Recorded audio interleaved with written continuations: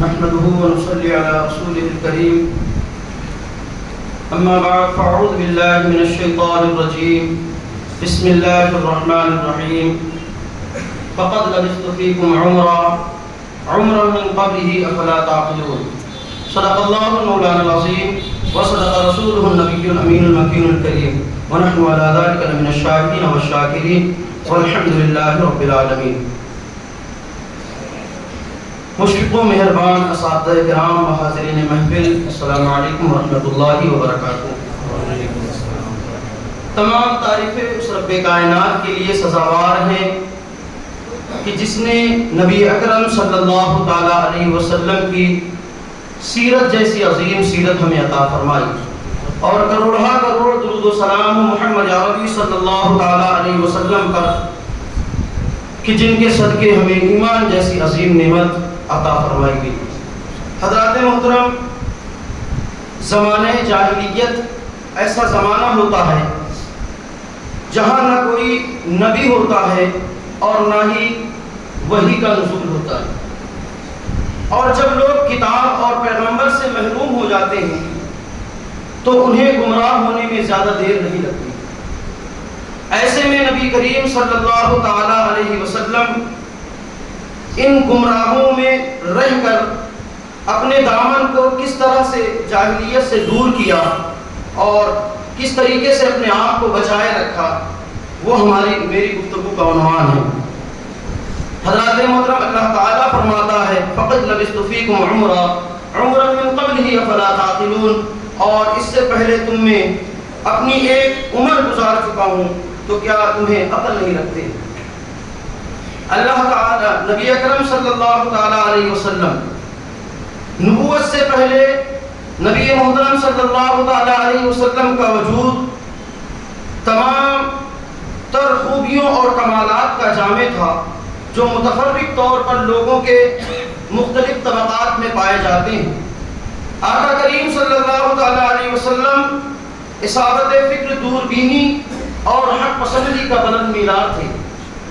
نبی اکرم صلی اللہ تعالی علیہ وسلم حسن فراست، پختگی فکر اور وسیلہ و مقصد کی درستگی سے حد سے وافر عطا ہوا تھا. آپ صلی اللہ تعالی علیہ وسلم اپنی طویل خاموشی سے مسلسل غور و خوض، دائمی فکر اور حق کی جستجو میں مدد لیا کرتے تھے.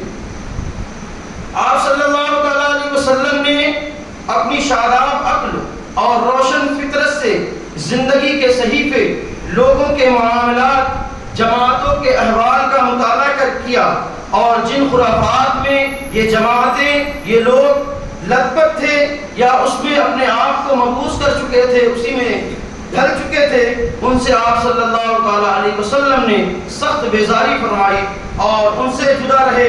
آپ صلی اللہ تعالی علیہ وسلم ان سے دور رہتے ہوئے اللہ تعالیٰ کی عطا کردہ توفیق سے لوگوں کے درمیان زندگی کا سفر طے فرمایا. یعنی لوگوں کا جو کام اچھا ہوتا اس میں آپ صلی اللہ تعالی علیہ وسلم شرکت فرماتے، اور ورنہ اپنی مقررہ تنہائی کی طرف لوٹ جایا کرتے تھے.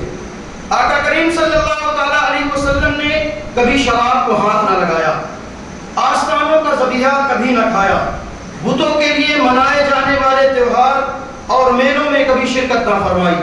آپ صلی اللہ تعالی علیہ وسلم کو شروع سے ہی ان باطل معبودوں سے اتنی نفرت تھی کہ ان سے بڑھ کر آپ کی نظر میں کوئی چیز مقبوض و ناپسندیدہ نہ تھی.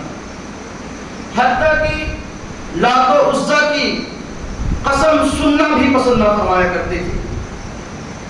اس میں کوئی شک نہیں کہ رب عز و جل نے آپ پر حفاظت کا سایہ ڈال رکھا تھا. چنانچہ جب بھی دنیاوی تمتعات کے حصول کے لیے نفس کے جذبات متحرک ہوئے یا بعض ناپسندیدہ رسم و رواج کی طرف طبیعت آمادہ ہوئی تو عنایت ربانی دخیل ہو کر رکاوٹ بن گئی. ابن اسیر کی ایک روایت ہے کہ رسول کریم صلی اللہ تعالی علیہ وسلم فرماتے ہیں کہ اہل جاہلیت جو کام کیا کرتے تھے مجھے 2 دفعہ کے علاوہ کبھی ان کا خیال بھی نہ گزرا.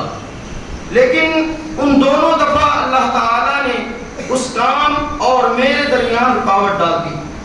اس کے بعد پھر کبھی اس کا خیال تک نہ گزرا، یہاں تک کہ اللہ تعالیٰ کی طرف سے وحی کا نزول ہونا شروع ہو گیا.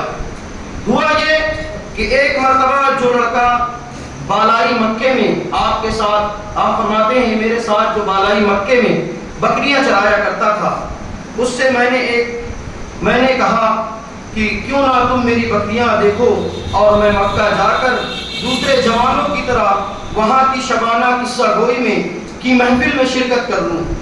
اس نے کہا ٹھیک ہے. آقا کریم صلی اللہ تعالیٰ علیہ وسلم اس کے بعد کہتے ہیں میں وہاں سے نکلا اور ابھی مکے کے پہلے گھر کے قریب پہنچا تھا کہ باجے کی آواز سنائی پڑی تو میں نے دریافت کیا کہ کیا ہے. لوگوں نے کہا فلاں کی فلاں سے شادی ہے. آپ صلی اللہ تعالیٰ علیہ وسلم فرماتے ہیں کہ میں وہیں بیٹھ گیا اور اللہ تعالیٰ نے میرے کانوں کو بند کر دیا اور میں وہیں سو گیا، یہاں تک کہ سورج کی تمازت سے میری نیند کھلی. اور پھر میں بالائی مکے کی طرف لوٹ گیا اور وہاں پہنچا تو اس کے پوچھنے پر میں نے پوری تفصیلات بتائی. اس کے بعد اسی طرح پھر ایک مرتبہ یہی معاملہ ہوا اور میں پھر مکہ کی طرف پہنچا، لیکن پھر یہی پورا واقعہ درپیش ہوا اور میں پھر اپنی تنہائی کی طرف لوٹ گیا. اللہ عز و جل کی بارگاہ میں دعا ہے اللہ تعالی ہمیں سننے سے زیادہ اس پر عمل کرنے کی توفیق و رفیق عطا فرمائے. استغفر اللہ ربی من کل ذنب و اتوب الیہ واخر دعوانا الحمد للہ رب العالمین.